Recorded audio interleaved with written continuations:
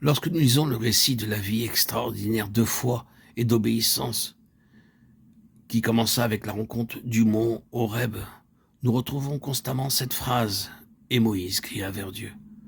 Quand le peuple qu'il a fait sortir d'Égypte au milieu de bien des souffrances et des luttes se tourne contre lui, c'est encore vers Dieu que Moïse regarde. L'Éternel est son unique recours. Avec hardiesse, ce fidèle serviteur se retire en Dieu et lui rappelle que ce peuple hébreu est le sien, que c'est lui qui est responsable de mener à bien l'entreprise commencée. Par la foi, Moïse a quitté l'Égypte, sans être effrayé de la colère du roi, car il se montra ferme comme voyant celui qui est invisible. Hébreux 11, 27. Il nous est dit expressément que le courage de Moïse provenait de sa foi, et le bref passage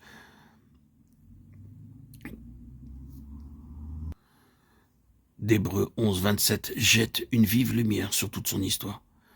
Chaque pas en avant procédait d'une foi qui allait sans cesse, croissant,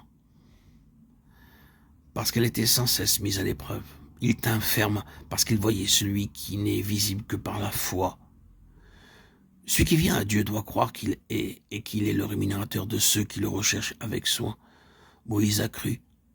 Par la foi, Moïse a quitté l'Égypte, bien assuré que Dieu prendrait soin de sa cause et serait le bouclier de son instrument.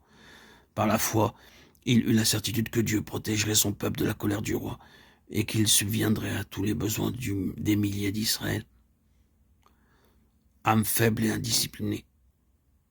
Par la foi, Moïse conduisit les Hébreux au désert, un désert qu'ils ne connaissaient pas. Ainsi, Dieu était pour Moïse une réalité plus grande que les choses qu'on peut voir. Pour lui, l'invisible était plus réel, plus tangible que le visible. Comment aurait-il pu craindre la colère du roi d'Égypte, alors qu'il marchait sans crainte, dans l'intimité du roi des rois? Par la foi, il fit la Pâque et l'aspersion du sang, afin que l'exterminateur ne touchât pas au premier-né des Israélites. La foi de Moïse, elle fut comme le trait d'union entre la puissance de Dieu et le peuple d'Israël. Dieu avait dit que si l'agneau était immolé et l'aspersion du sang faite sur la porte, l'exterminateur ne toucherait pas aux Israélites. Moïse crut, et selon sa foi, il fut fait aux enfants d'Israël. Lorsque les jugements de Dieu frappent l'Égypte, il ne craint rien, ni pour lui ni pour le peuple, puisqu'il se trouve à l'abri, sous l'aspersion du sang de l'agneau immolé. Foi admirable que la sienne et qui dépasse même celle d'Abraham. Abraham crut en Dieu, pour lui-même et pour Isaac. Moïse, lui, croit en Dieu, pour tout un peuple, pour la délivrance d'une nation. Combien d'enfants de Dieu ont encore besoin d'apprendre cette prière de la foi, faire selon ce que tu as dit, faire selon ta sainte volonté, faire tout ce que tu demandes, faire ce que Dieu veut.